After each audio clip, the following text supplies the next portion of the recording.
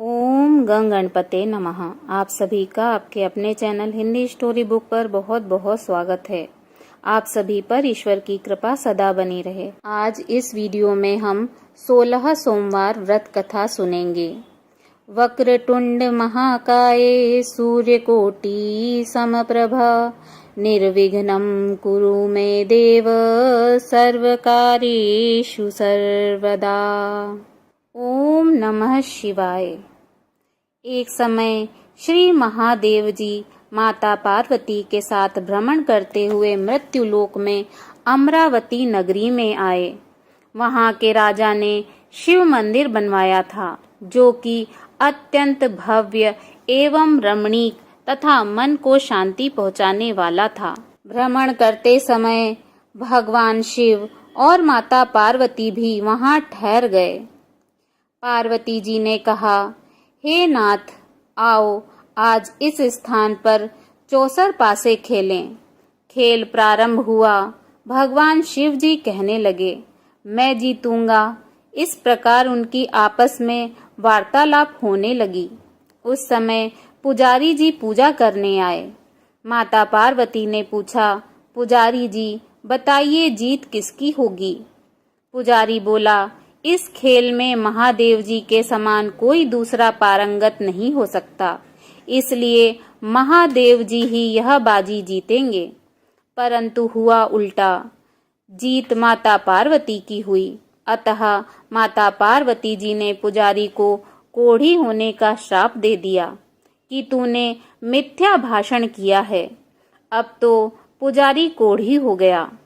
भगवान शिव माता पार्वती जी दोनों वापस चले गए। कुछ समय पश्चात अप्सराएं पूजा करने आईं।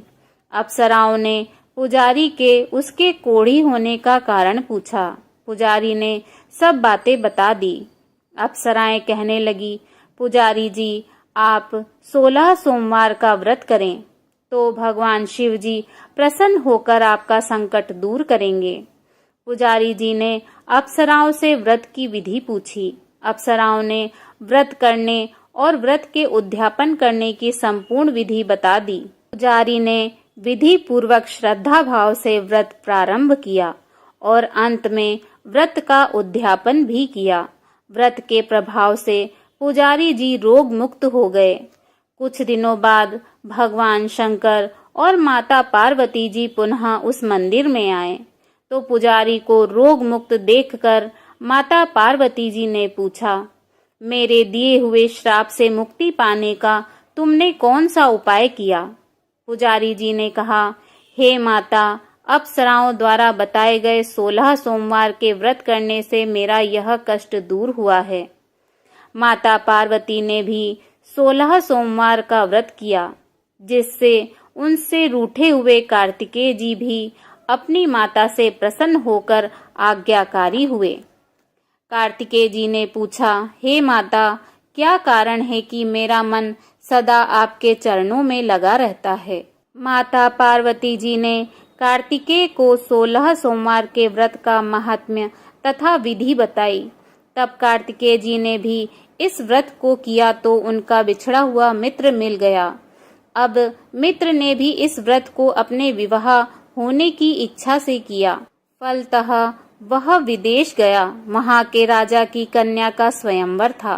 राजा ने प्रण किया था कि हथनी जिस व्यक्ति के गले में वरमाला डाल देगी उसी के साथ राजकुमारी का विवाह करूंगा। यह ब्राह्मण मित्र भी स्वयंवर देखने की इच्छा से वहां एक ओर जाकर बैठ गया। हथनी ने इसी ब्राह्मण मित्र को माला पहनाई तो राजा ने बड़ी धूमधाम से अपनी राजकुमारी का विवाह उसके साथ कर दिया। तत्पश्चात दोनों सुखपूर्वक रहने लगे। एक दिन राजकन्या ने पूछा, हे नाथ, आपने कौन सा पुण्य किया जिससे हथनी ने आपके गले में वरमाला पहनाई? ब्राह्मण पति ने कहा, मैंने कार्तिकेय जी द्वारा बताए अनुसार 16 सोमवार का व्रत पूर्ण विधि विधान सहित श्रद्धा भक्ति से किया, जिसके फल के कारण मुझे तुम्हारे जैसी सौभाग्यशाली पत्नी मिली। अब तो राजकन्या ने भी सत्य पुत्र प्राप्ति के लिए व्रत किया और सर्वगुण संपन्न पुत्र प्राप्त किया। बड़े होकर पुत्र ने भी राज्य प्राप्ति की कामना से 16 सोमवार का व्रत किया। राजा के देवलोक होने पर इसी ब्राह्मण कुमार को राजगद्दी मिली। फिर भी वह इस व्रत को करता रहा। एक दिन उसने अपनी पत्नी से पूजा सामग्री शिवालय ले चलने को कहा, परंतु उसने पूजा सामग्री अपनी दासियों द्वारा भिजवा दी। तब राजा ने पूजन समाप्त किया तो आकाशवाणी हुई कि हे राजा, तुम इस पत्नी को त्याग दो, नहीं तो राजपाट से हाथ धोना पड़ेगा। प्रभु की आज्ञा मानकर उसने अपनी पत्नी को महल से निकाल दिया। तब वह अपने भाग्य को कोसती हुई एक बुढ़िया के पास गई और अपना दुखड़ा सुनाया तथा बुढ़िया को बताया कि मैं पूजन सामग्री राजा के कहे अनुसार शिवालय में नहीं ले गई और राजा ने मुझे निकाल दिया। बुढ़िया ने कहा, तुझे मेरा काम करना पड़ेगा। उसने स्वीकार कर लिया। तब बुढ़िया ने सूत की गठरी उसके सिर पर रखी और बाजार भेज दिया। रास्ते में आंधी आई तो सिर पर रखी गठरी उड़ गई। बुढ़िया ने डांट कर उसे भगा दिया। अब रानी बुढ़िया के यहाँ से चलते चलते एक आश्रम में पहुंची। गोसाई जी उसे देखते ही समझ गए कि यह उच्च घराने की अबला विपत्ति की मारी है। वे उसे धैर्य बंधाते हुए बोले, बेटी तुम मेरे आश्रम में रह, किसी प्रकार की चिंता मत कर। रानी आश्रम में रहने लगी, परंतु जिस वस्तु को वह हाथ लगाती वह वस्तु खराब हो जाती। यह देखकर गोसाई जी ने पूछा, बेटी किस देव के अपराध से ऐसा होता है? रानी ने बताया कि मैंने अपने पति की आज्ञा का उल्लंघन किया और शिवालय में पूजन के लिए नहीं गई। इससे मुझे घोर कष्ट उठाने पड़ रहे हैं। गोसाई जी ने भगवान शिव जी से उसके कुशल क्षेम के लिए प्रार्थना की और कहा, बेटी तुम 16 सोमवार का व्रत विधि के अनुसार करो। तब रानी ने विधि पूर्वक व्रत पूर्ण किया। व्रत के प्रभाव से राजा को रानी की याद आई और दूतों को उसकी खोज में भेजा। आश्रम में रानी को देख दूतों ने राजा को बताया। तब राजा ने वहां जाकर गोसाई जी से कहा, महाराज यह मेरी पत्नी है, मैंने इसका परित्याग कर दिया था, कृपया इसे मेरे साथ जाने की आज्ञा दें। भगवान शिव जी की कृपा से प्रतिवर्ष 16 सोमवार का व्रत करते हुए वे आनंद से रहने लगे और अंत में शिवलोक को प्राप्त हुए। बोलिए ओम नमः पार्वते पते हर हर महादेव। भगवान भोलेनाथ जी की आरती। ओम जय शिव ओमकारा, प्रभु हर शिव ओमकारा, ब्रह्मा विष्णु सदा शिव, ब्रह्मा विष्णु सदा शिव, अर्धांगी धारा, ओम जय शिव ओमकारा, एकानन चतुरानन पंचानन राजे, प्रभु पंचानन राजे, हंसासन गरुणासन, हंसानन गरुणासन, वृषवाहन साजे, ओम जय शिव ओमकारा,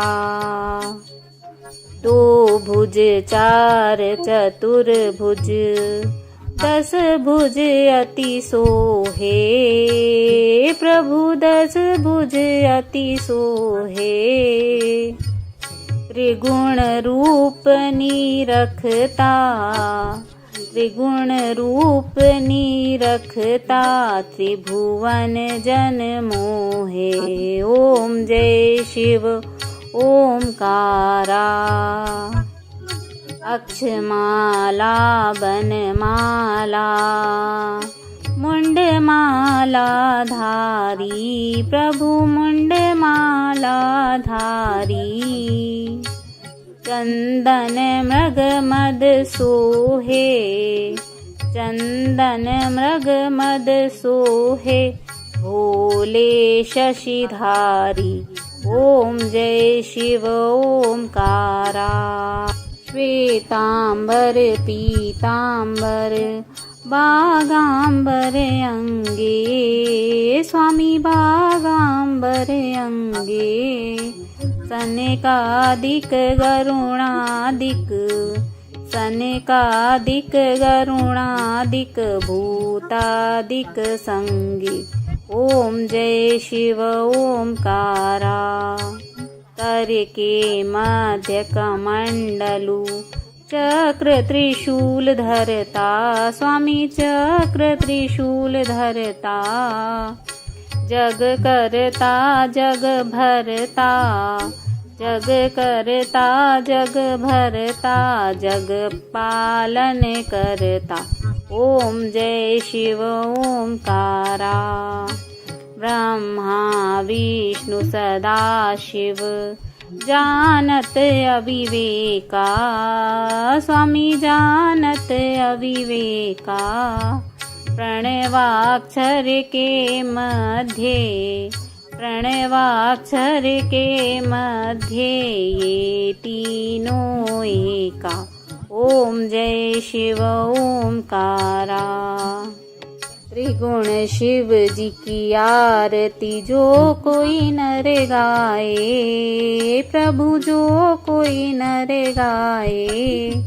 कहत शिवानंद स्वामी कहत शिवानंद स्वामी मन वांछित फल पाए। ओम जय शिव ओमकारा।